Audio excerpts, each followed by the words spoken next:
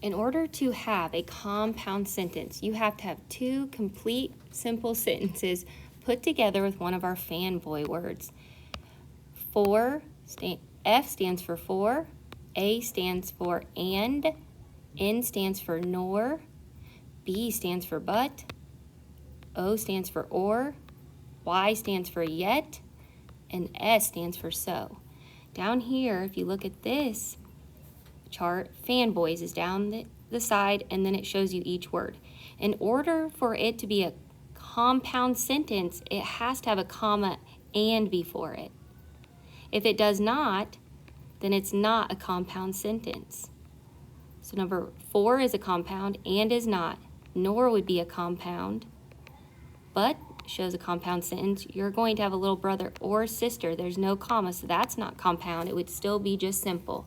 Comma yet would be compound, and I know you're so tired, comma so would be compound. So the one for A and the one for O or are still just simple sentences. This week's mentor sentence is a little different. When we copy this week's mentor sentence, I'm going to pretend I did already down here for you, okay? So follow along as we do this.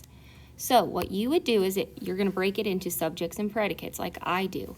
But the tricky thing is we have this comma and. That's our coordinating conjunction. We're going to be working with those this week. So we have to look at this. If we put our finger over that and block it out, my ears rang with crickets is a complete simple sentence. If I still have my finger over that comma and, if I capitalize my eyes stung from staring too long, that's a complete simple sentence. So two simple complete sentences put together with a coordinating conjunction make it a compound sentence. In order to do your subjects and predicates, you find the verb in the first sentence. It would be rang, we slash one line for my ears. Rang with crickets would get 2 lines, that's your complete predicate. Ears would be your simple subject. Here, the verb is stung. We'd karate chop it right before. My eyes would be your complete subject. Stung from staring too long would be your complete predicate. Your simple subject would be eyes. So your simple subjects would be ears, eyes. Your simple predicates would be stung and rang.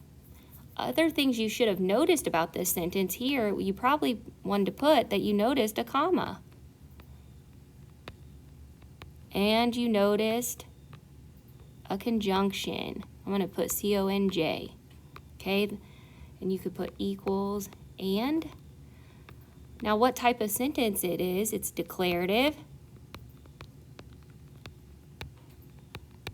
And it's compound. And we know that because it has 2 subjects and 2 predicates, and it's put together with one of our fanboy words.